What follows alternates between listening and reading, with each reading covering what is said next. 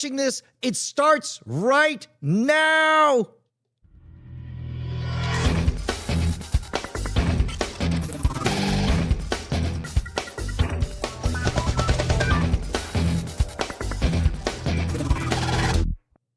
Welcome to Cordkillers.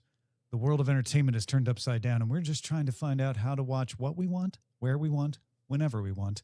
I'm Tom Merritt. Ryan, where's the good stuff? Tom Merritt, doggone it. I had this whole thing, and I didn't switch over to the picture. I also pulled off my glasses in a cool way.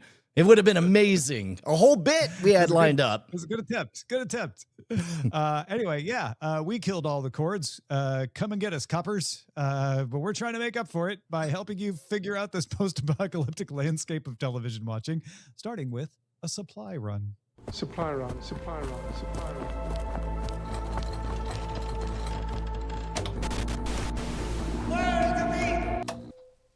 Hey, Brian. Yes. I don't know if you realize this, but things have changed. Boy, have they. Tom, I'm beginning to notice that it's a little bit wobbly, a little bit noisy out there. I don't know about you, but I'm feeling like the smartest move anybody could do to stand out from the crowd is show up live as much as possible, because there's a lot of weird stuff out there. There's a lot of weird stuff. And you know what? I think only a few people are brave enough to say this, but creators are the new stars. Well, user-generated content is not something to be dismissed anymore. Go on. It's the creators of the new studios, Brian. You can fight it all you want, but YouTube CEO Neil Moen said it in his annual letter to the YouTube community. Oh, hey, I was about to say, this sounds like a song I've heard before. I think I'm familiar with the chorus on this one. Yeah, actually, I really liked Neil Moen's letter, so I shouldn't throw too much shade on it. I was about to say, man, it's like, to be honest, it was a beacon of hope in an otherwise tumultuous time. The headlines out of it was like, YouTube CEO declares creators the new stars in studios. And I'm like, yeah, he did say that, but it wasn't like he was saying it for the first time. He was just, I think that was directed not towards the creators who know that, but towards the people who are the business people, the people who are funding things, the people in Hollywood who are making things like, hey, YouTube is for all sizes of screens. It's not just for your phone. It's not just for your TV. It's not just for long form. It's not just for short form. It's for all of those. In that letter, Moen also threw out that YouTube TV is going to offer fully customizable multi-view, so you can put whatever you want in the multi-view. As we heard before, they're going to do 10 new niche plans. So if you don't want all of YouTube TV, you could get just the sports stuff or just the entertainment stuff. So they're going to have 10 of those. We don't know what they all will be, but one assumes sports, entertainment, news, stuff like that. Not mentioned in the letter, but indicative of YouTube's sway, BBC confirming it's going to make content for its YouTube channels. So right now, BBC makes content, and then they'll put some of it on their YouTube channels. They are going to make original content specifically for BBC's YouTube channels. They're also going to launch some new channels aimed at children and young adults. They're going to partner with YouTube to invest in some UK creators, do some skills training, stuff like that. Back to just YouTube in general, they're also adding more parental controls and detailing more ways for creators to earn things like shopping, brand deals, fan funding, stuff they have, but expansions on those. And of course, he had to mention artificial intelligence. He said this year you'll be able to create a short using your own likeness, produce games with a simple text prompt, and experiment with music. He noted that 6 million daily viewers have seen a video that was auto-dubbed into their language so that they could understand it. He wants to equip creators with tools to manage their likeness so that if someone creates a generated version of them, they can either prohibit it or use it or get monetization from it, etc.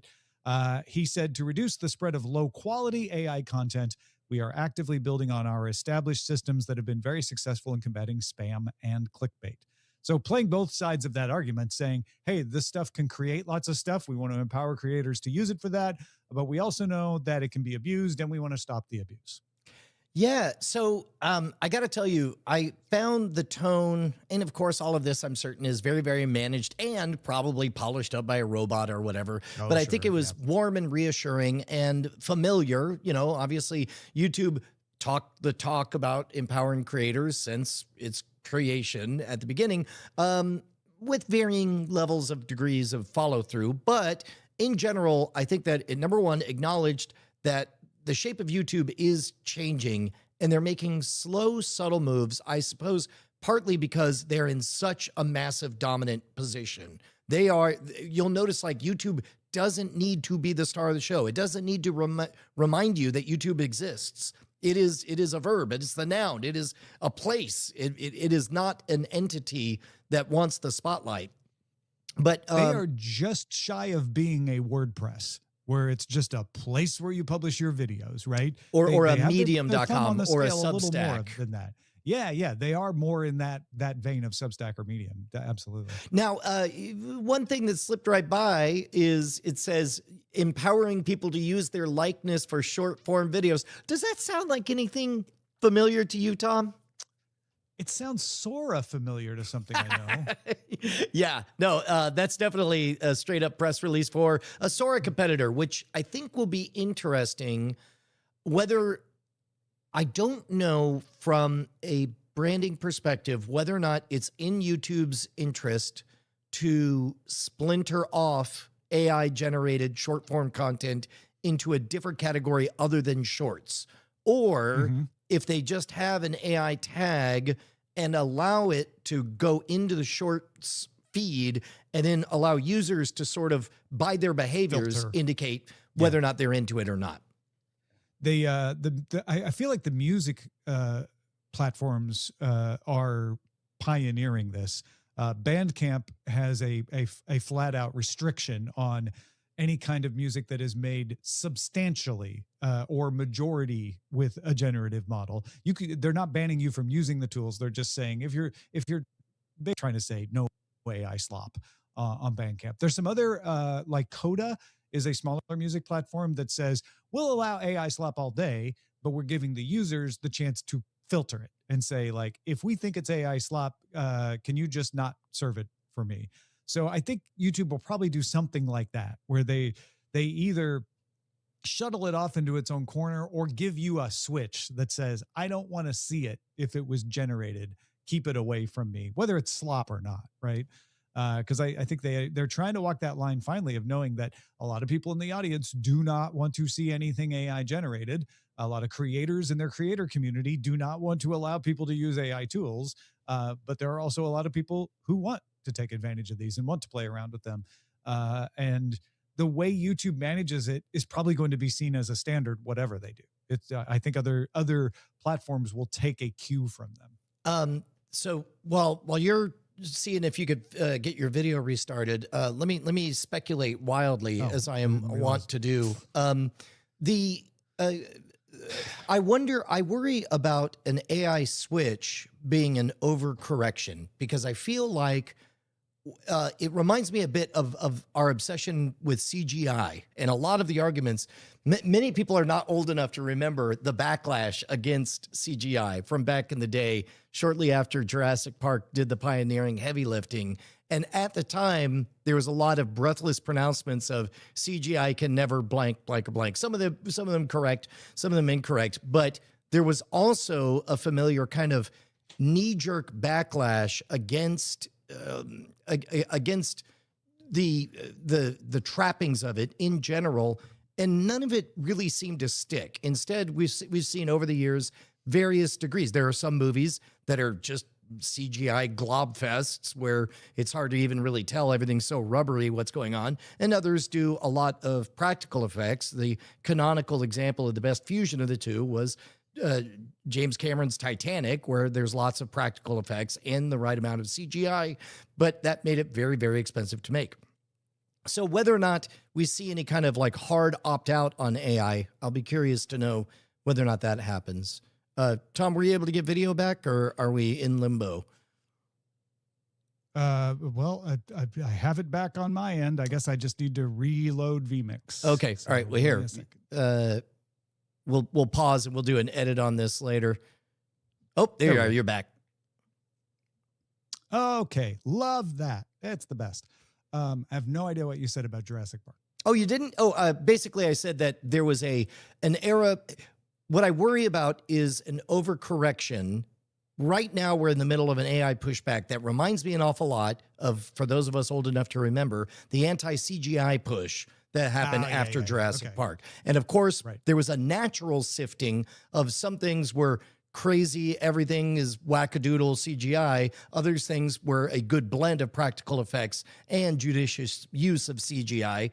And I'm glad that nobody got a tattoo of like no CGI forever, because they'd look a little silly now. But I suspect that there are. I suspect there are, and no AI tattoos out there already. Yeah, I think there's a lot of similarities to that. I also compare it to synthesizers in music a lot of times, where people were very like, synthesizers are not real music back in the late 70s. And now synthesizers are just something people use or don't use, depends on what kind of music you're trying to make.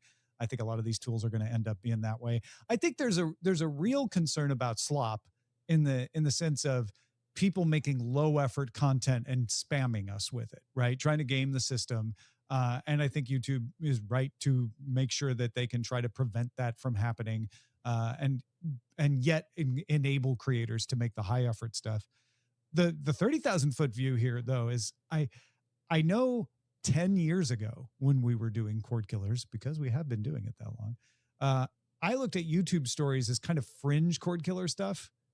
It was like, that's user generated content and it's its own thing and it's legitimate, and I don't want to cast shade on it, but it's different than what we're talking about on Cordkillers. What we're talking about on Cordkillers is like high level movies and high level TV shows. We didn't talk a lot about reality shows, and I kind of classed YouTube as sort of like near that. And so we'd mention it occasionally, the way we would occasionally mention a reality show. But I have to say, reality shows have upped their production values, and so has YouTube. And it's really interesting to watch the slow merging of the two. I hear people say like, YouTube is TV now. And I'm like, YouTube is a large part of TV. It's a larger part of everyone's TV than it used to be, and it's going to get bigger. But TV is also becoming YouTube, and you hear less about that. I think we are getting to a point where YouTube is going to face a crisis at some point of, does it want to just be a platform, right? Should it take YouTube TV and merge it in? Should you be able to just watch Peacock and Apple TV on YouTube the way you watch everything else? Or does it always want to be a service that you watch alongside that? And I think that's a conversation that Amazon has, and Apple has, and even Netflix is starting to have. I am so curious, because my gut instinct is to not try to be the everything app. And I know if YouTube was its own company still, even in the dominant position where it is, it might be tempted to try to keep on growing the way Netflix is trying to keep on growing. But now Netflix is bumping up against the top limit of what it means to be a Netflix, and now it risks becoming something else altogether. And you see them adding video podcast, which is them trying to be YouTube, right? Exactly, right? In their own way. Yeah. So I don't know. I think it's smart for YouTube to be cautious and to reassure humans that their human-centric things will be rewarded for being human. He says, hopefully, hoping that great algorithms smile upon this very program. Sure. Yeah, no kidding. It is interesting to be inside the machine, criticizing the machine and trying to figure it out. But I do find myself able to be like, I don't really, if I take away what I care about for myself and just be like, looking down the road, I don't even care what YouTube decides to do. There are going to be cultural forces that will push viewing to become something. I know I'm stealing a little galaxy brain. Oh no, there's plenty to go around. I like Tom flavored galaxy brain. Yeah. But it's we are going to watch what we want to watch. With that, I think we've proven that, right? Like what we want to watch will guide things. Everyone thought Netflix was stupid for putting streaming video. They're like, they're a great DVD by mail company, but who's going to ever stream video? How will you ever get the rights to things? How will you ever have the bandwidth? And the fact that we all were like, yeah, but we want to do it, made it happen. It made Hulu happen. It made YouTube increase from where it was and changed what YouTube was. So what we want will eventually focus that landscape and will push that landscape. It'll take longer or shorter depending on what companies do, but it will get there. And I'm not sure what we're going to end up wanting. I'm not sure we even know what we want. Well, and that's the big thing is we are in the herky-jerky adolescent phase. And that means we have to do, as consumers, our job is to identify a lot of things that we don't want. We don't know what we want, but it's not that, and it's not that, and it's not that. But meanwhile, if we're getting all galaxy brain about it, I can picture kind of a strata, not necessarily a two-tiered system, but basically as a consumer, we'll have different flavors of YouTube that we're prepared for. At the high end will be people who are using their 6K cameras and their robotic arms and their perfect LUTs that make it look cinematic and the auteurs level of the tower, as Stephen King might put it.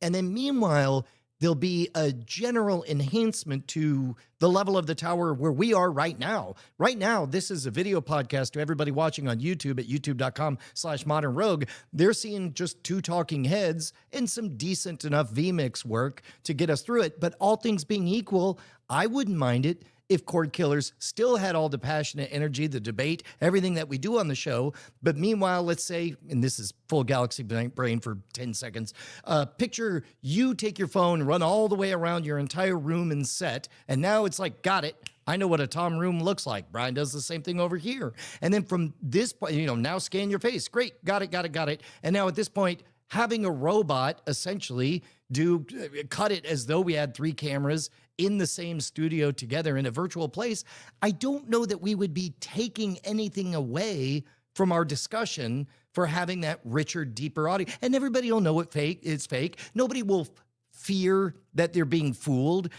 No more than people in the 1950s felt like they were being suckered when color TV came along. What, am I supposed to believe that's red? I don't know. Yeah, people stopped ducking when the train came on the movie screen very quickly, right? That didn't stick around.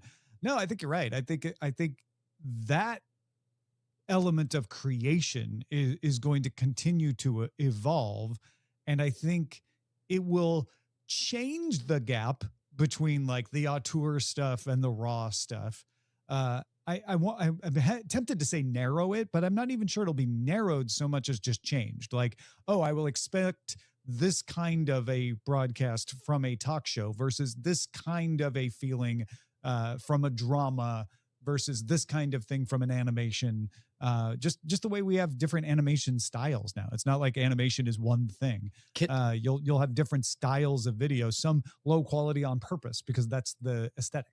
Can I plant my flag? But, oh, by the way, you're already seeing an indication of this, Tom. In 2026, YouTube added a feature upon uploading your video. There's a little checkbox that says, allow YouTube to make it better, to enhance audio, to enhance video. Again, like, for example, let's say you shot something either horizontal or vertical and it wants to be in the other way. There's no reason that some generative fill just to make it not distracting. Yeah, add some extra trees on the side so it looks good horizontal. Yeah, right. Totally. The pretty much threshold. But here's my prediction. This was a sacred phrase in television, and I predict it will be sacred again. Blank was filmed in front of a live studio audience. That unambiguity of that's real laughter of however many people in the room. What are you pointing behind? That's my live studio audience. Oh, wait, you have a live studio audience, Cam? No, this stuffed animal. Oh, got it. No, but my point being is that will become a marker of the social proof. In an age where we fear being suckered or confused or overly bubbled or overly catered to, I think that if there's definitely 500 people in that room laughing their ass off, then this is probably, give or take, the authentic experience. Yeah. Gen Z and Gen Alpha are already starting to demand authenticness. Like they don't want smooth edges. They don't want polish. They enjoy seeing the shaky, held my camera in my hand while I did it. Because I think they grew up in a world where anybody could make something look high end. And our old Gen X brains still associate that with quality because that's what we were raised on. Gen Alpha brains are like, no, that's associated with I'm trying to fool you. I associate shaky cam with I didn't try anything. This is authentically what I was doing at the time. And it's going to be interesting to see that permeate into the aesthetic for all kinds of stuff. Yeah. Death from Below points out that it's easy to fake a live audience, though, but it's, of course it is, but also that's why it'll also be more important to authenticate it as real. It's why it was controversial that MASH had a laugh track, because MASH was not filmed before a live studio audience, and it was a very dramatic show, but it was also a comedy. And the network won, like, no, we need to have the laugh track so people know when to laugh and when not to. But we grew up with that. We knew when it was really a live studio audience and when it was a laugh track. What we didn't know at the time was the live studio audience had a big sign that said when to laugh and had a hype man come out beforehand and say, hey, these guys really feed off you. They want to have a good time. You want to go to have a good time. So if you feel like laughing at all, let it out. Like priming the audience to laugh as much as possible, which is not authentic, right? But it was basically what needed to happen to make that work. And so we've always had that, I guess, is my point. It's not like that's anything new. That is such an important thing to remember. This is where, you know, as we get older, we start to get wise, Tom, and we're able to point out to the idea of people are like, I liked it the way it used to be. And it's like, no, it was always weird. It was weird when the audience was primed to laugh and overreact. It was weird when there was no audience and it was a tape laughing. It was weird when they took away the fake audience laughing tape in the early 2000s. It was weird when it was always weird. It's always weird, and there's always anxieties. Yeah, indeed. The other thing I took away from this, is, you know, again, getting back to that merging of TV and YouTube, is less from the creation side and more from the consumption side. And going back to a little bit of that Galaxy Brain stuff from earlier, I know when I sit down, I want to be able to watch what I want easily. I almost feel like that needs to work its way into our mission statement. I don't want to just watch what I want when I want. I don't want to work hard to find it. And that's where I wonder, Brian, if YouTube is tempted to be the platform for everything because they can make it easy. Their algorithm is very good at knowing what you want to watch next with the stuff that it has. Imagine if it was also able to include Prime Video and Peacock and Paramount and HBO Max, and if they could convince them Netflix and say, yeah, you sit down and what you want to watch next will show up at the top of your screen. That would be interesting. What if the same YouTube algorithm that we all curse became a benefit? And like, I could picture an ad campaign where it's like, there's a lot of TV out there. Let the YouTube algorithm work for you. Now the YouTube algorithm with this subscription will reach out and pull your favorite programming from Peacock, from Paramount Plus, from. Yeah, it already does that with what it can. So I have seen it suggest you should watch Harry Potter movie because it's in your catalog. I've seen it suggest NBA stuff because I had an NBA TV subscription attached to YouTube at one point. It's odd to me that they haven't tried to integrate YouTube TV and YouTube proper more than they have. I'm guessing it's they don't want to spook off their partners in YouTube TV by merging it too much. But eventually they'll have enough leverage to say like, hey, if you want any viewers, you'll let us do it because you'll get more viewers if we put it in front of YouTube. Yeah. So, one of the fans in the chat looks like a ham points out that what you're describing is the pirate content sites, which we are not unaware of. In general, it is our duty to report things as they are, but also we're rooting very hard for everyone to figure it out legally. Well, and for a while, it looked like sites that. Are always the best at interface because they don't have to deal with any kind of business considerations other than getting money out of you. That's the only consideration they have because they're stealing all the rest of the content, right? So just kind of like, you know, traditionally and almost legendarily, the porn industry is the determining factor on formats. We got VHS because the porn industry settled on it. A lot of people think the same thing happened with Blu-ray. People argue about that one. I feel like pirate sites give us the ideal interfaces. They give us the thing that everybody would like to work towards in the legal arena. You know what? They are kind of, because they're an amoral platonic ideal. They are, you can literally look at, what if you didn't have any of that silly contract or obligations or money-making stuff to worry about? What if you just wanted the best? Great. They've done the work for you. Yeah. And worth throwing out there, when the music industry got out of its own way and said, fine, Spotify, you can just stream all the music.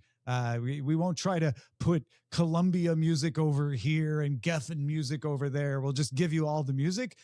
Music piracy became much less attractive because it was much easier to be like, legally I can just pay $20 a month and get all the music I want without having to download things and pirate things and have things move around and handle torrent links. Sure, I'll do that instead. And streaming has been incredibly successful because of that. I don't know if TV and movies will ever learn the same lesson. It's a whole different situation, but the lesson is there. I'm just pointing it out. Yeah. Yeah. Well, the one lesson I wish everybody would learn is that if you really want to support creators, YouTube, here's an idea. Why don't you write a check? Make it out to Cordkillers, care of patreon.com/Cordkillers. Just $2 an episode. That's all we ask, YouTube. What? Oh, they're not, Tom, they're not taking my call. Where should, should I write the check? Because you were convincing. Oh, and originally, I was thinking that YouTube should pay us directly, but it occurs to me, ultimately, the YouTube is just a reflection of the fans who are listening and watching. Yeah. They can head on over to patreon.com/Cordkillers. We leave it on you. See, that's the mistake everybody makes. As soon as they're like, you have to pay us, everybody's like, no, I don't. But we're like, you don't have to pay us. You can just listen for free with ads. You can find it somewhere on the internet and listen for free however you want. Or you can say, you know what? I got some value out of what Brian and Tom were talking about. I disagreed with them, but it made me think about it in a new way. Or I got a piece of information I didn't know about to put in my own argument, to think about things. Or it helped me actually figure out how to do something easier. Whatever it is, if it was valuable to you, we just ask, think about how much value that is and support us at patreon.com/Cordkillers. Yeah, get your own RSS feed, get early access to the full experience, and exclusive access to After Talk. And now, the search party.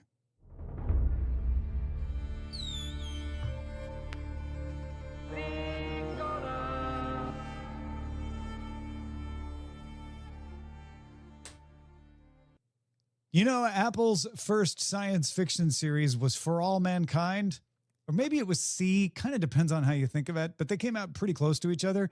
And For All Mankind, still kicking. Season 5 coming March 27th. They almost didn't have to use as much makeup to make people look old because they've been stringing this one out so well. Okay, now I hear, not just from you, Tom, but from other people, that show just keeps getting better and better. You were warm, generally warm, but not super hot on it when it came out. But from what I hear, it just gets awesomer and awesomer. It simmers right up. Yeah, it is the kind of show that benefits from watching it from the beginning, because you're basically seeing an alternate history. If you don't know the premise, the alternate history is the Soviets land on the moon first. And because of that, instead of having this period of minor lunar exploration while the Soviets pulled back and then we just stopped going to the moon until now, you have a space race because the US is like, well, we're going to land on the moon too. And the Soviets say, well, if we spend all this money to get on the moon, we're going to create a moon base. Well, if you're going to create a moon base, we're going to go to Mars. And so everything gets accelerated. And the Soviet Union does not fall because of this. This is a premise that's less about like what would have really happened and more, servicing the plot. Right. But okay, it's fun to play in that arena. And now we're headed into the 21st century, right? And it's interesting to see how they said, well, some things would have come earlier, like the iPod. I think it comes in the 90s instead of the 2000s. Some things won't come at all, though, because we had so much going into this space race. But they do colonize Mars, and we've got people who were some of the youngest, best and brightest who went to the moon in the 60s in season 1 are now your aging elders, helping the next generations with space exploration. It's really fun. It's a really fun series. It's not a like, oh, you're stupid if you missed it, but it's if you like alternate history or like space or both, you're gonna have a good time. I do love anything that drives an accelerationist timeline. My favorite part of playing Civilization games is when you get to the spears versus tanks moment, and I love all that stuff. We also have our first full trailer for MGM and Mattel's Masters of the Universe movie. It will be released in the U.S. June 5th by Amazon MGM and internationally by Sony. Did you take a look at He-Man? I sure did, Tom. What did you think? By the power of Grayskull, I thought it at least looks interesting. I was a big He-Man fan when I was a kid. It was one of those where I was like not quite too old to watch, and my younger brother was not quite too young to watch, so we could actually like watch it together and enjoyed it. It looks like it's got a little camp, but it also looks right. I don't know. It looks like they captured the vibe a little bit. It does a fantastic job, at least in the trailer. We'll see if the movie does, but solving what I think of as the Men in Black problem. Whenever there's a science fiction show and I'm like, that can't work, and I'm doing math and try to figure out why it's wrong, I think, well, you didn't have that problem with Men in Black. I'm like, no, because it primed me to not worry about all that. And so in the trailer, they make it clear like there's an adjacent universe to ours that is, the rules are just different and we don't know what they are. And the answer is go along with it. So as a result, it gives me the strong, never-ending story vibes where it's like you didn't worry about any of the incongruencies because this is in the next door universe, which I loved it. I liked what I saw. I'm in. And no, G. James B., this does not continue from the previous live action movie. It's its own thing, as far as I understand. Oh, it'd be great Darth if there was a Maul. nod to it, though, in there. I bet there will be. They usually do in these sorts of things. Darth Maul standalone series premieres on Disney Plus April 6th. This is set after the Clone Wars arc of Maul, but before his appearance in Star Wars Rebels. So a very narrow keyhole to put your Darth Maul in. But there's a lot of Darth Maul fans out there, so I'm sure some folks are really going to enjoy this one. I wonder, you know what? If somebody out there loves Darth Maul and loves stitching together a Darth Maul kind of as protagonist. He got sliced. Whoops. Yeah. All right. There's that too. Tell us what it's like as a fan. Hit us up at cordkillers@gmail.com. American Idol is still a show, Brian. Did you know? Man, I am so ready for something else. Season 24. Season 24 of American Idol is introducing social media voting. Back in 2001, 2002, I guess. 2002, they introduced text message voting along with phone calls. And now they're going to add social media voting. What could go wrong? Just in time for when all the bots have ruined social media. Finally, it's fully colonizable. I actually interviewed the guy who created the original American Idol voting system back in the day. I didn't interview him about that. He's a driver for accessibility and open standards, and I was talking to him about that. But I did ask him one question. I was like, which is harder, getting people to accept accessibility or handling American Idol voting? He's like, actually, American Idol voting was not as bad as you think. It was, it was technologically complex, but we were able to, we didn't get too many problems with that. Kpop Demon Hunters has 518.2 million views on Netflix. That's more than 500 million views in 6 months. Since July 2023, it has more than double the number of streams of any other title on Netflix. Super Mario Brothers movie is second with 241 million views.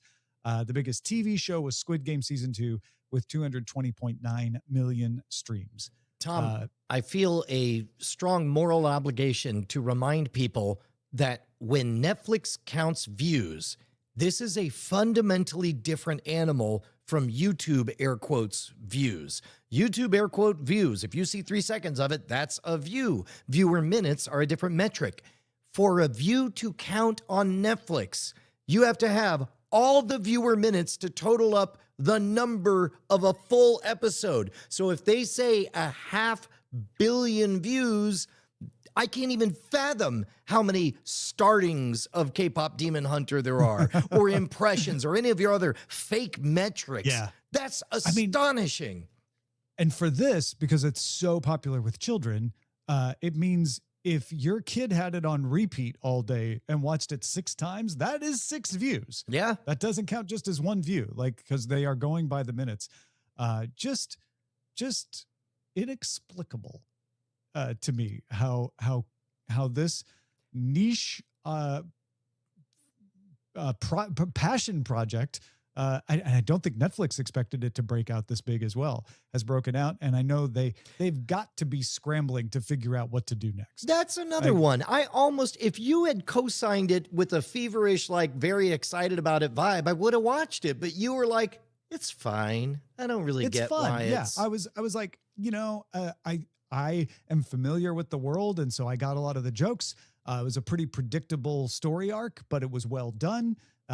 If you've got some time, it's an enjoyable view. But I did not expect it to become so dominant, and I think it has to do with the music. Honestly, I think people sampled it because it was on Netflix. It succeeded because it was in English, and it went over the top because people loved the music. Yeah. So there you go.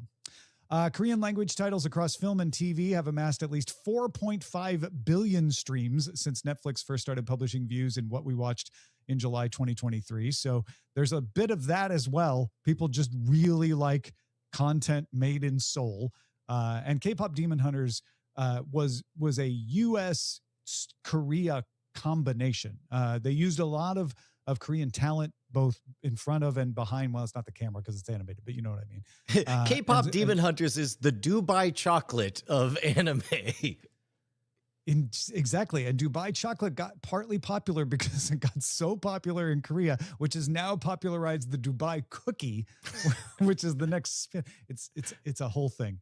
Let's talk about the Traitors. Do you know about the Traitors? No, but I do think... The TV series. I was about to say, are there people who want to resurrect the cords? Where are they? Let us hunt them out. It is a reality show, but it's basically mafia. It's like a game show where you play mafia.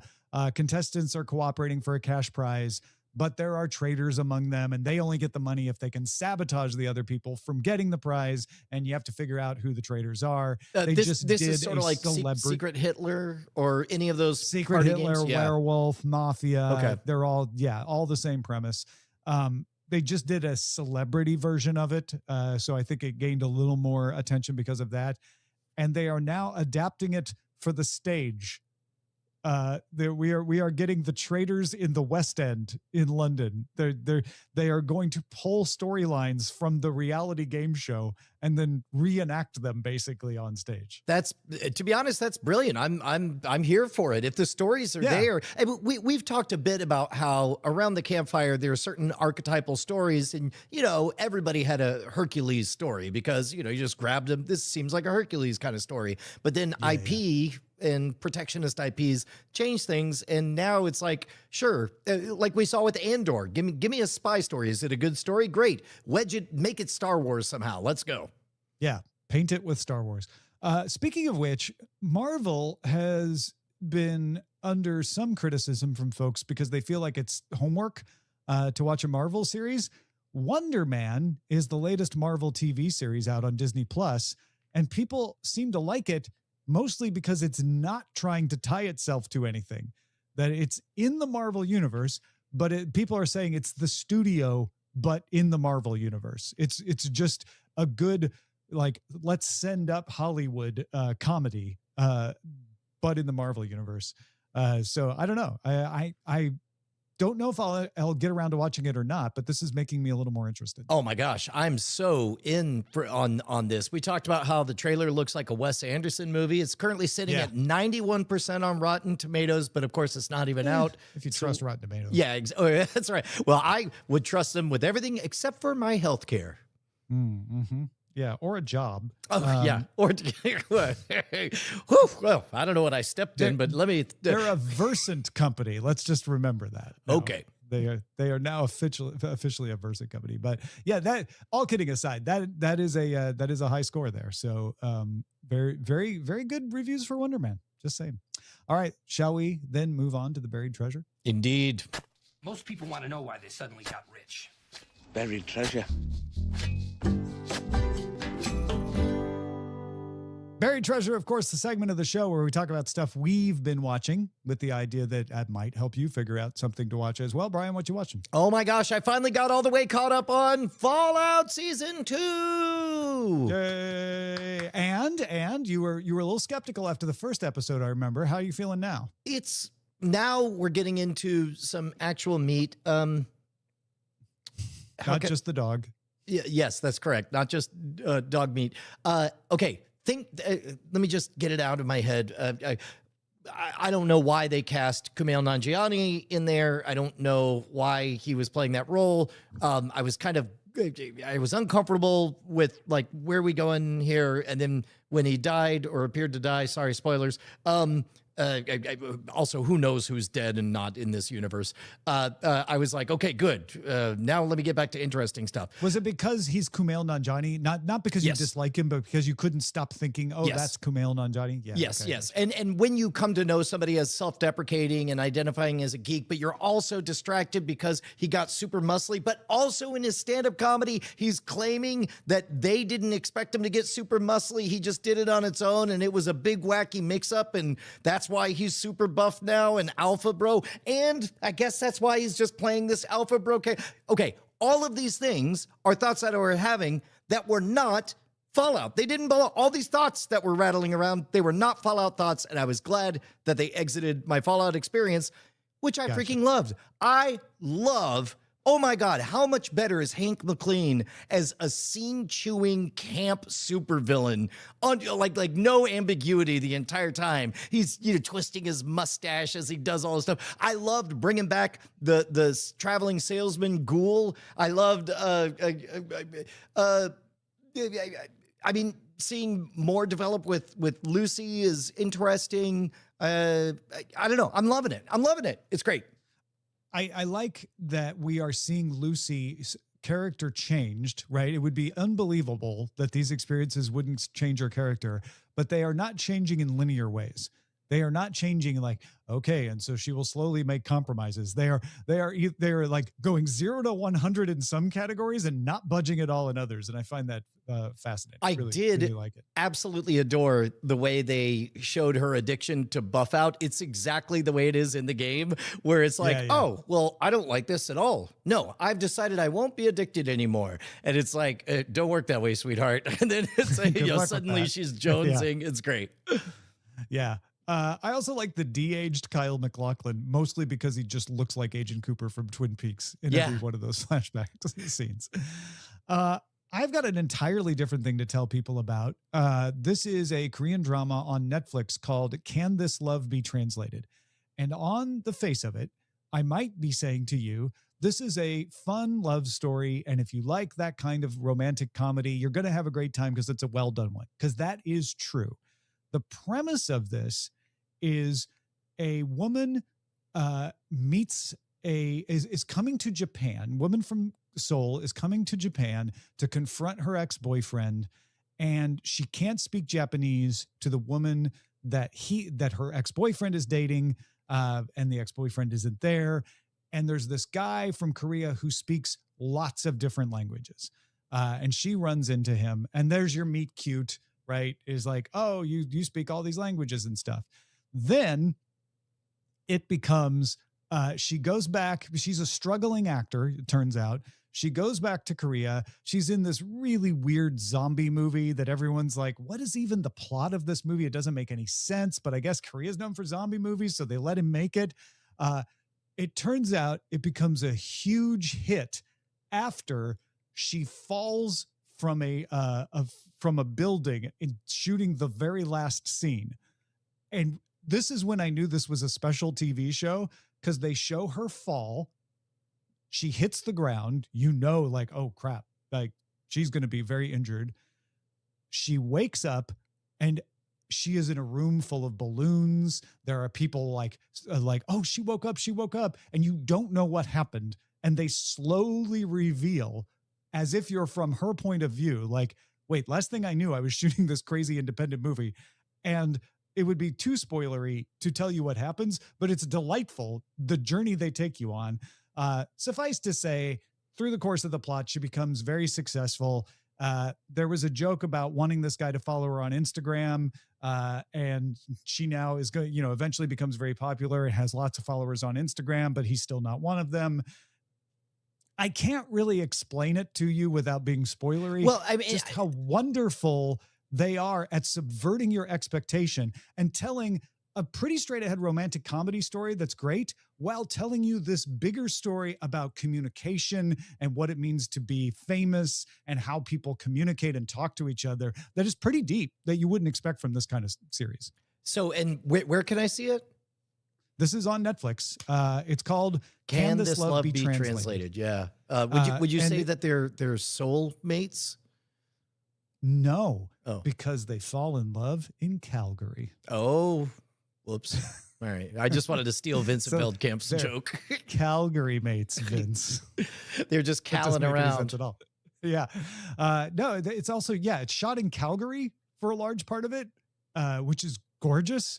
Everybody's going to want to go visit Alberta now after seeing this, because it's just like fantastically shot and wonderful and gorgeous. And then they finish in Italy, which, no mistake, is also gorgeous as well.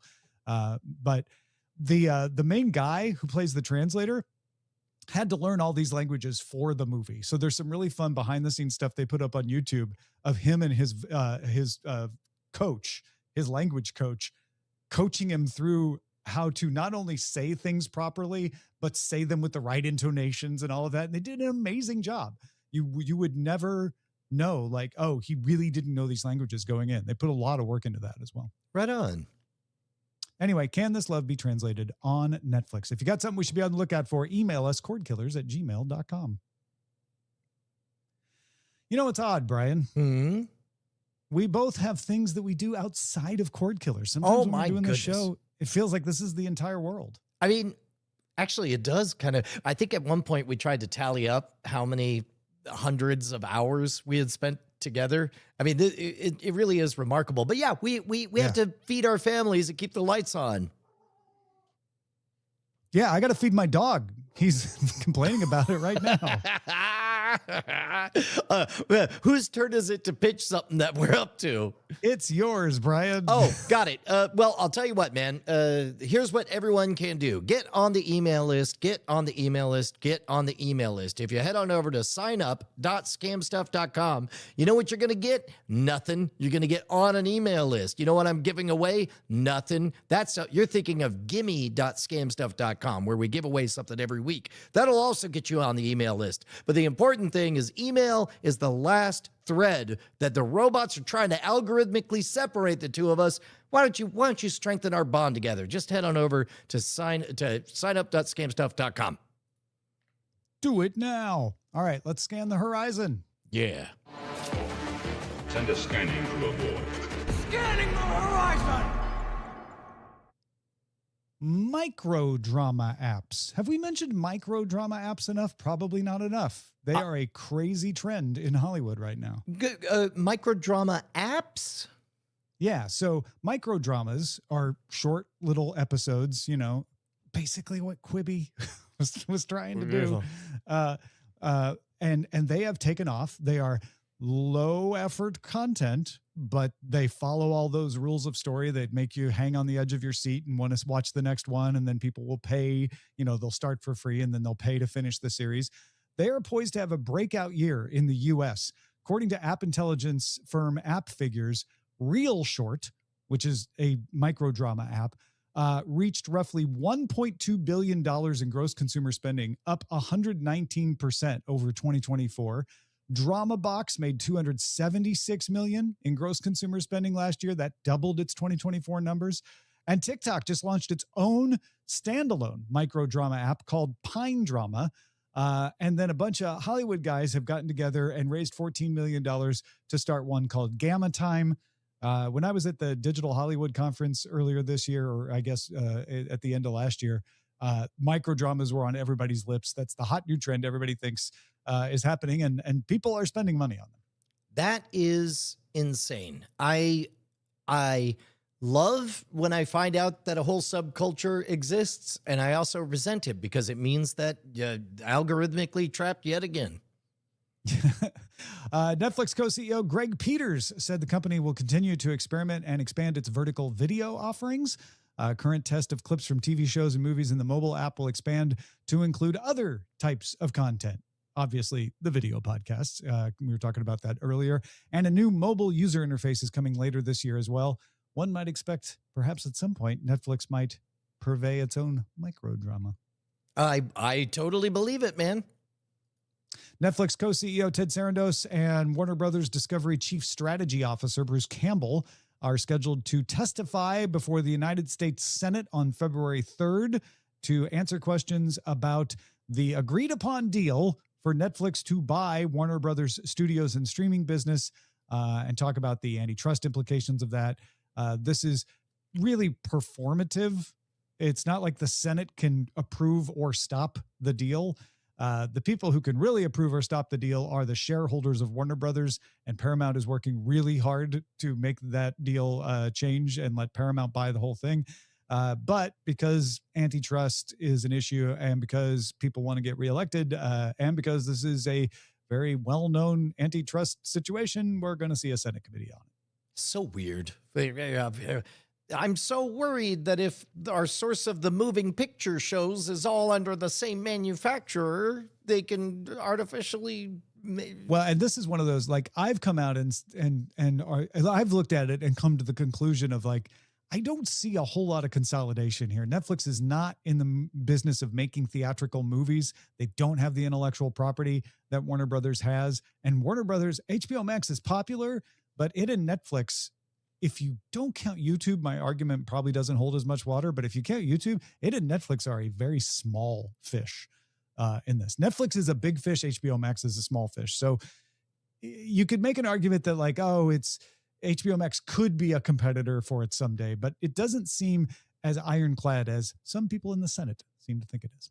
Yeah. At least not to me. Samsung TV Plus's collection of fast channels grew by double digits last year, topping 100 million monthly active users on a global basis. Samsung TV Plus streaming hours increased 25% year over year.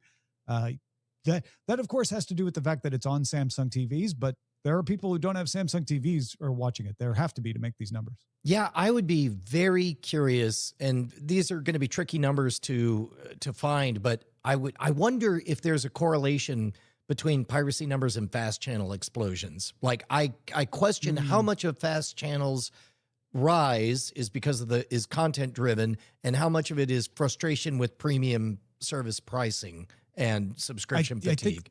I think there's definitely subscription fatigue is a huge part of that. I think also just ease of, like, oh, I don't have to log in. I can just watch something, and waterfall. Like, I don't have to make a choice. I don't have to scroll through your offering. I can just pick a channel and watch it. Yeah. Yeah. Apple's F1 got nominated for Best Picture at the Oscars, which is unusual for a popcorn style blockbuster. Netflix scored a Best Picture nomination for Frankenstein and Train Dreams.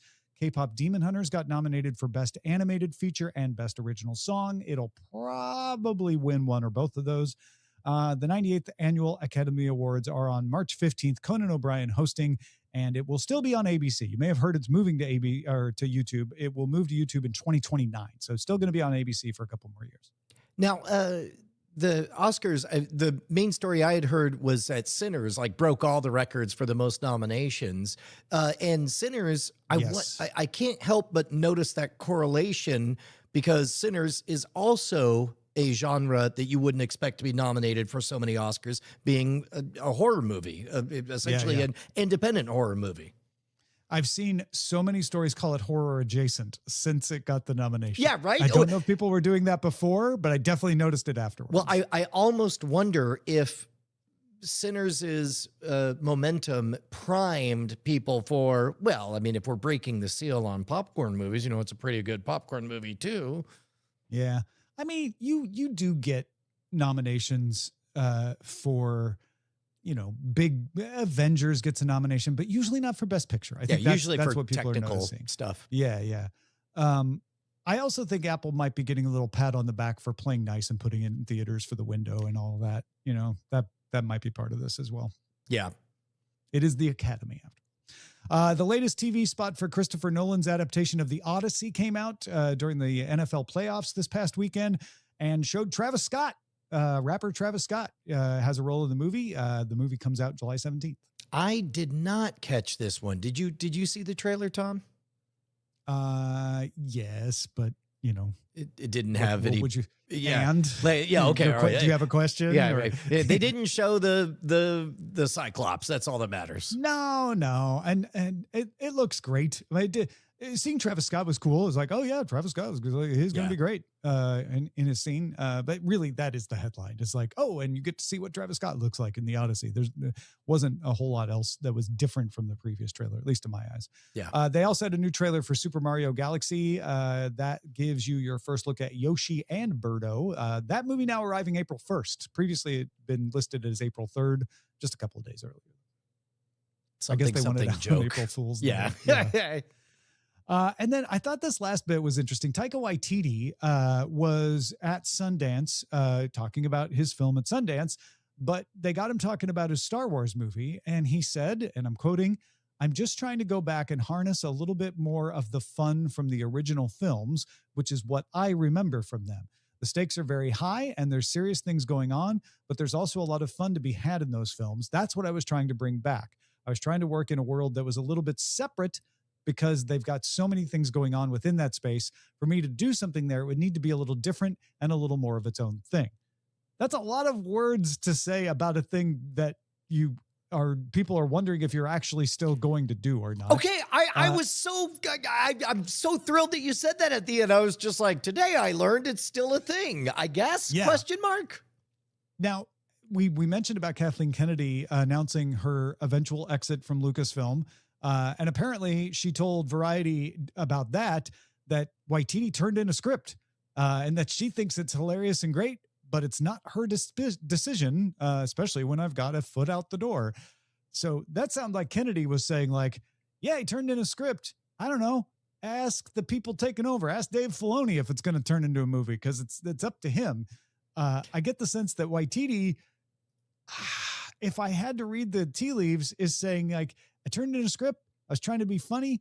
I feel like Dave Filoni doesn't think it's as funny or wants it to be different. And I'm not sure if I want to make it different, but we haven't killed it. So I'm saying all these words about funny and different and hoping that Dave Filoni hears them and goes like, okay, yeah, it can be funny and different. No problem. Yeah. Well, and I think funny and different was better than to say, yo, remember how they screwed up Solo by not doing Lord and Miller? What if we didn't do it this time? All right, let's move on to the chatter. Got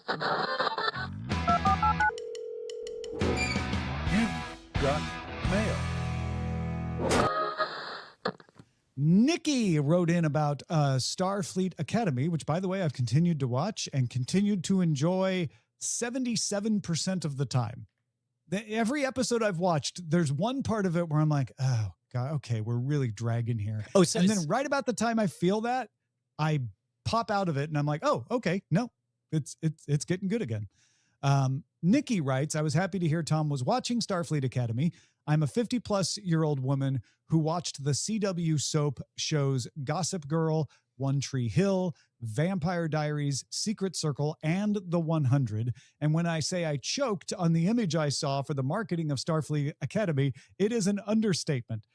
She sent us a picture of the Starfleet Academy picture with all of the students, all of the Academy members laying on the ground looking up, and put for comparison a similar image from One Tree Hill, where all the cast members of One Tree Hill are laying together on a bed looking up.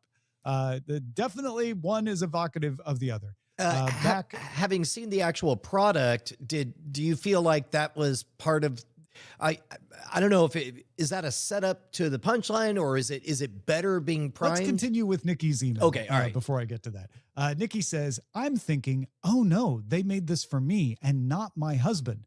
My husband, who upon release would watch Discovery, Strange New World, and Lower Decks religiously, I wondered how it could not be thought of. Please tell me it was my algorithm. What images did you guys see for the shows? I did watch the first 2 episodes, but I'm really hoping it's great. I was worried that since it was stationary, it would be DS9 level of politics, drama, and such, but with the cast being mostly pre-adults, I'm hoping we won't go too far into drama without the weight. Thanks for killing those chords, Nikki. I think that the marketing image you got was done on purpose, and that probably an algorithm knew that and served that image, and there were multiple marketing algorithms because I don't remember seeing it, but it definitely fits it. I don't think I would say that Starfleet Academy is the One Tree Hill or even the Gossip Girl or Vampire Diaries of Star Trek, but it's certainly the closest to those that they've ever made. So is it more like DS67? Yeah, that's not a thing anymore, Brian. Oh, No one sorry. says 6-7 In fact, it anymore. never Oh, was a God. thing, and I'm ashamed of anybody who thought it was. Disgusting. No, man. It does stray into those territories, and I assume it strays into those territories on purpose. Sometimes when it does, I'm like, yeah, no, fine. This is a bunch of college kids. Like they should act like that, right?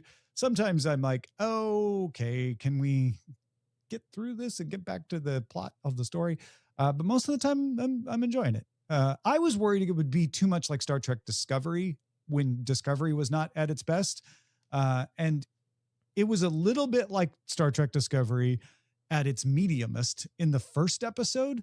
And since then, I don't feel any of that at all. Feels like it really has got its own voice. And it's still kind of finding it, but it's finding its own voice. It does have Tig Notaro, who was in Star Trek Discovery and is a national treasure.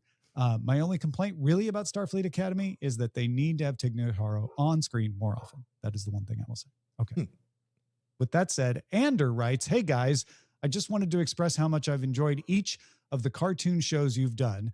I know you're going to move away from them for a while to keep variety and such. Of course, he's responding to the full experience where we've done Gargoyles, we've done Star Trek, the animated series. He says, but please make your way back at some point. And when you do, please reconsider He-Man. Even if you don't, just know I've been loving the cartoons. Yeah, I like that it's an interesting slice because, I guess also Speed Racer, we can't help but kind of track in its cultural significance because I felt like the fact that Speed Racer ended up in America straight to syndication basically, and that it was, the introduction of anime to an entire, Western hemisphere. It was, I'm glad that those are landing for you, Ander. Yeah. And thanks, Andrew, for understanding that we are trying to keep a variety of things, but we will definitely try to get back to He-Man at some point. I think that would be fun as well. Ryan, talking about the full experience of Star Trek, the animated series, wanted to note that the fanfare at the start of Star Trek Lower Decks appears to reference the animated series theme in much the same way that TNG, DS9, and Voyager referenced the Alexander Courage original series theme. Interesting. We'll have to listen to that. Maybe an after talk. Yeah. And then Andrew would like us to watch Sanford and Son on the full experience.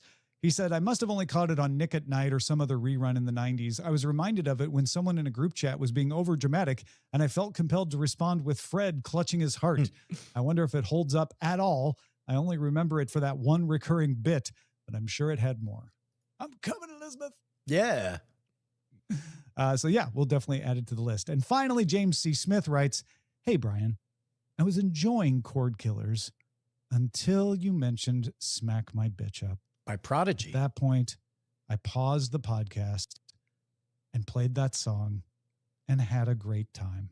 Anyway, I don't know how the podcast ended, but the song was great. Yeah, James it is from Irvine. It is a great song. And the more I sit with that comparison, the more I like it. My comparison, of course, was that at the beginning of the 90s, we had Ice Ice Baby that was lazy sampling. And by the end of the 90s, we had Smack My Bitch Up, which is a masterpiece. Watch somebody. There are multiple videos on YouTube of people recreating that song from scratch, and it's incredible. Our website is cordkillers.com. Our email address is cordkillers@gmail.com. And we are live at twitch.tv/Night Attack and youtube.com/Modern Rogue Tuesdays at 5:30 p.m. Eastern Time, 2:30 p.m. Pacific Time. I reckon we'll talk to you next time.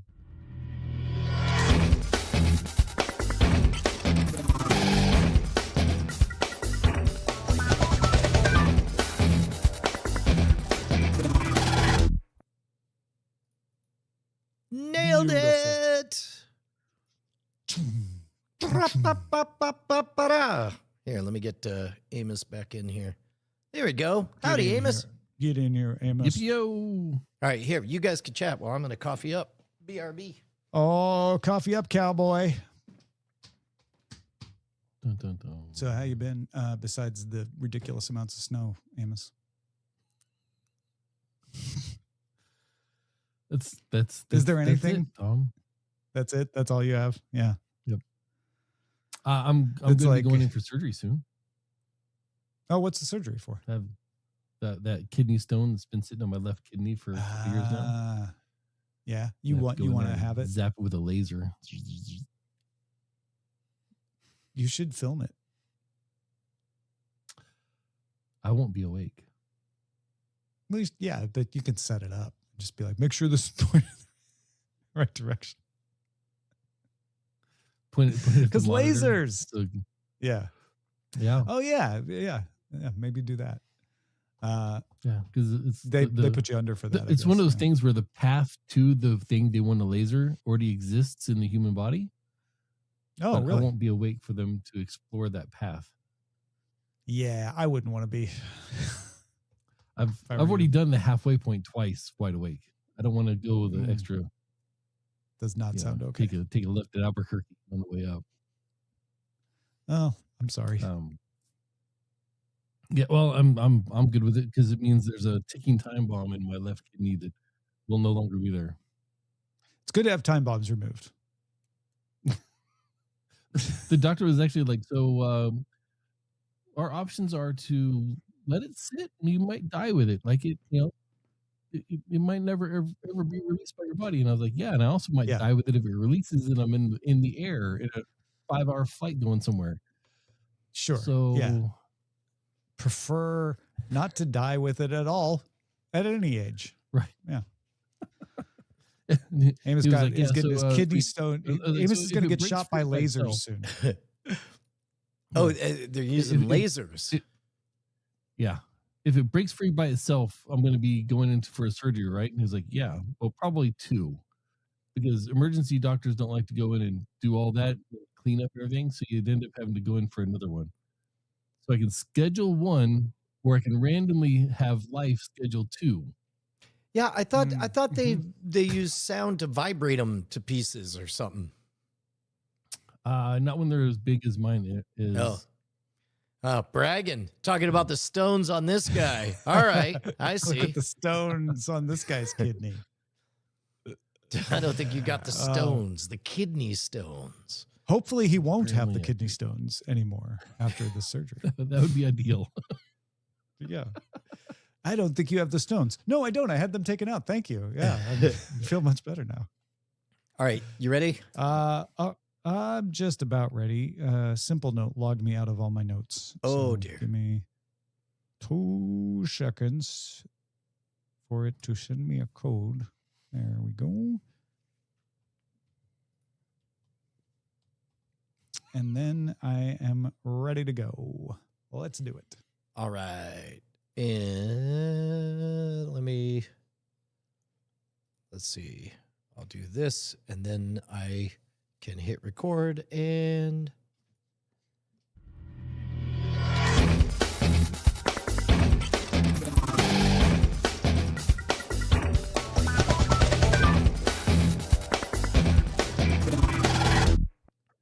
Welcome to the full experience. This is a continuing experiment in experiencing an entire television show by watching but 4 episodes. The first, the ultimate, the lowest, and the last. We are in the middle of watching Star Trek, the animated series. We are up to our 3rd episode, the lowest rated episode on IMDb.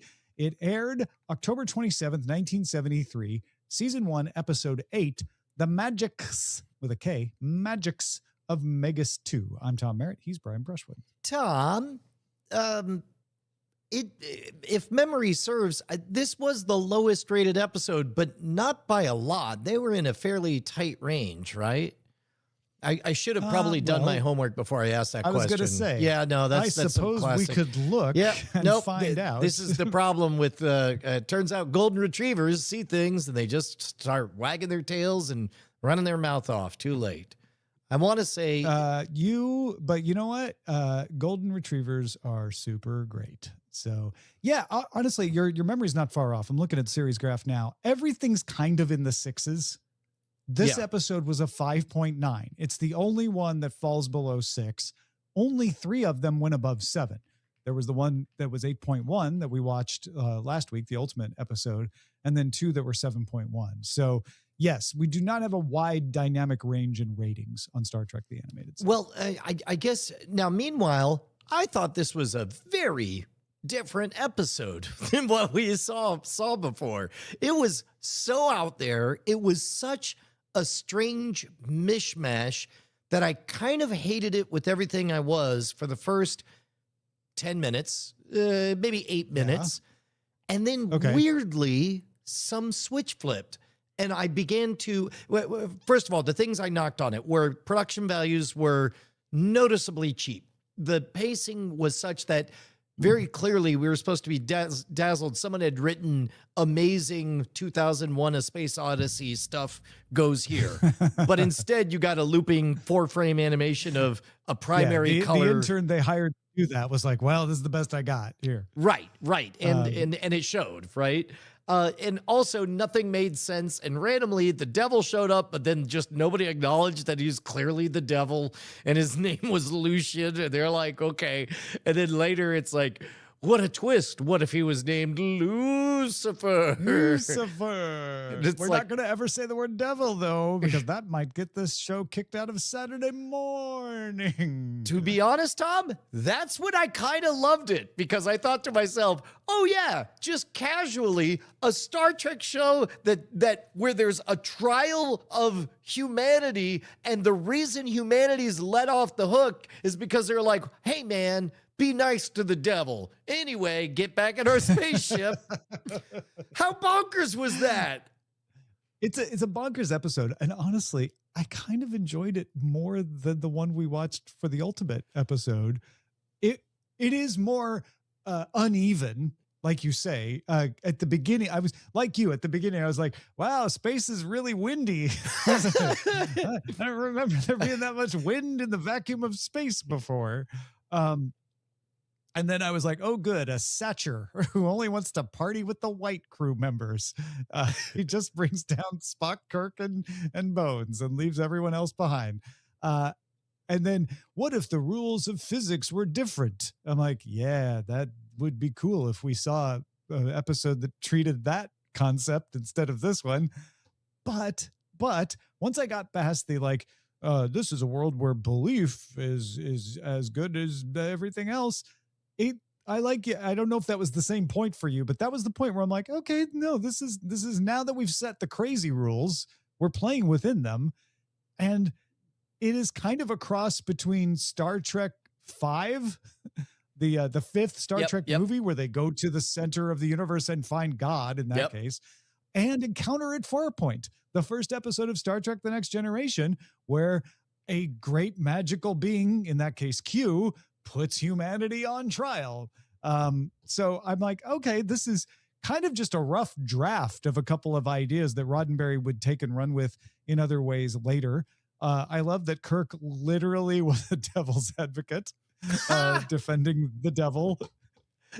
And that, you know, having Captain Kirk in a magic battle is pretty great as well. And then they all just drink beer at the end and toast. Also very, very Kirk, where it's like, I just learned magic 5 minutes ago. Let us duel to the death for the fate of the Enterprise. Yeah. I don't know. It finished strong for me. Like, it definitely has elements that make it deserving of the lowest rating. I can see that. But if you look at the entire episode, especially that latter half, I think they pulled it out somewhat and made it. I was like, this is not going to be a Star Trek episode at one point, and then they brought it back around. I'm like, okay, well, if Encounter at Farpoint is a Star Trek episode, if Star Trek 5 is a Star Trek movie, this one still sneaks in. Like they had some consistent rules. little bit more hand wavy than maybe some people would like, but they did get back to the science in the end. I hope I'm remembering this correctly, because it would make it the simultaneously most believable and least believable moment of the entire episode. Most believable because the moment the crew understands a new technology, magic, and that belief can summon things, what's the first thing they do? Summon a girl to have sex with. But if I remember correctly, the fact that Sulu, brother. The least believable part is that it was Sulu. That was the moment that I'm like, I don't know what this is, but it's something. I'm glad my life is better for having seen it. Yeah. The only other weak point for me is the trial, which I totally forgive because it's, a 23-minute runtime on Saturday morning. But, they're like, humanity did all this horrible stuff, Kirk. And Kirk's like, but what if we did a bunch of good stuff since then? Oh, I guess we're convinced now. Like, it wasn't a very you don't have a lot of time, and the budget is very narrow. And they quite literally are like, devil, go. Humans. Okay, Kirk, go. What if good? Yep, you pretty much get it. That's the episode. Okay, I'll buy that. Yeah, you're fine. Also, this was a test. Gotcha. Oh yeah, no, I guess that was silly, but also like added a little veracity of like, oh, you were just effing with us. Okay, got it. Yeah. And that's some pretty heavy. The moment it tipped into being fun was when I thought, oh, this is like at peak mushrooms and caterpillars and Cheshire cats, psychedelia and all that stuff. Once I saw it through that lens, it was a huge thing. Yeah, absolutely. Amos, I'm curious if you had the delightful experience of watching this episode of Star Trek: The Animated Series. Gentlemen, I learned something about myself. Yeah. I watched this episode, and as it was going on, I was almost angry at myself for subjecting myself to watching this episode. Like all the things I don't like about you were Star the Trek real victim. Coming through, and I was just like, God, this is absolutely.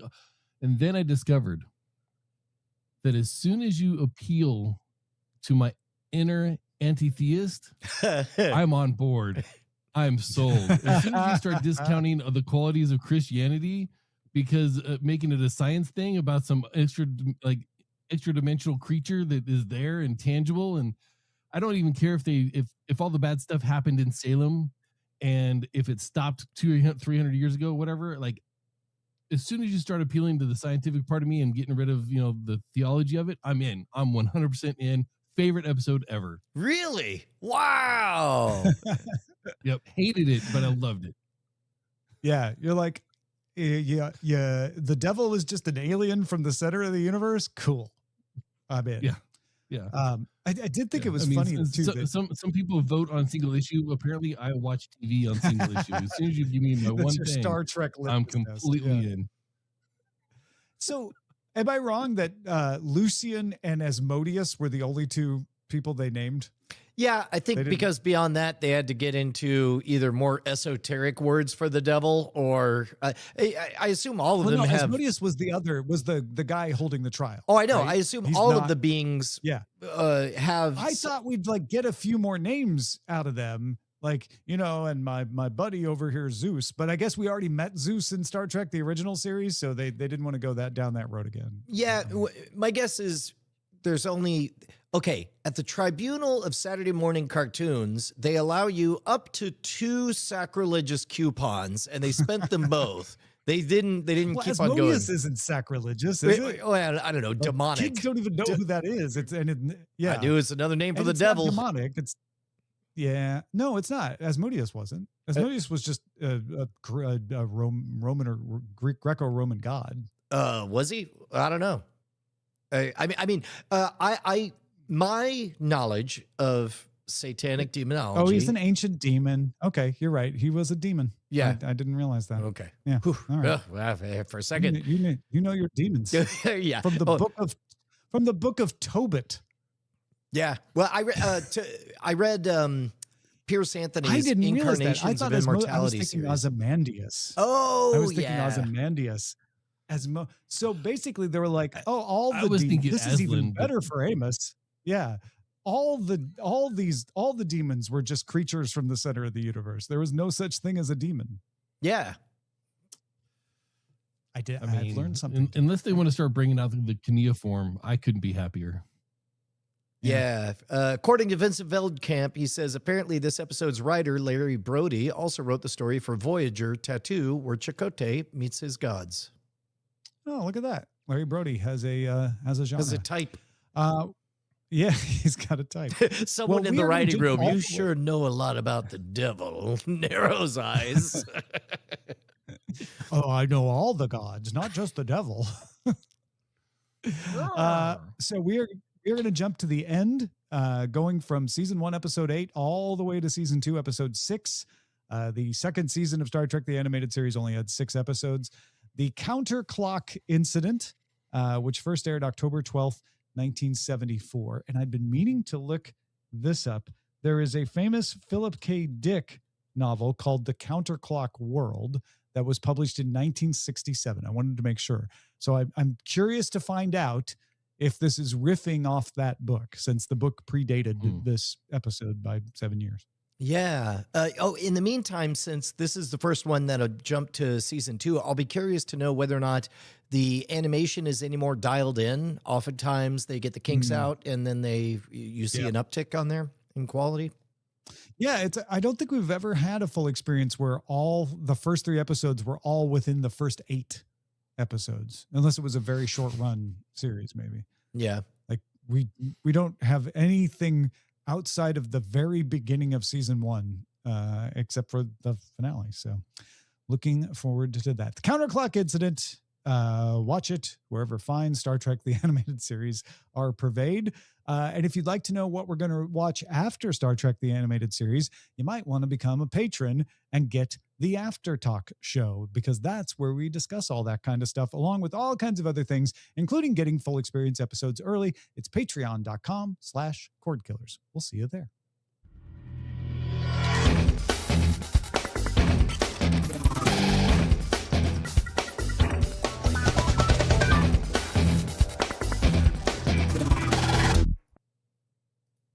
Oh, man, I just realized I pressed the wrong button at the end of the show. We didn't play the patrons at the end. That was my fault. I Googled it up. Goodbye, everybody. Yep. Goodbye, everyone on the stream. We're going to do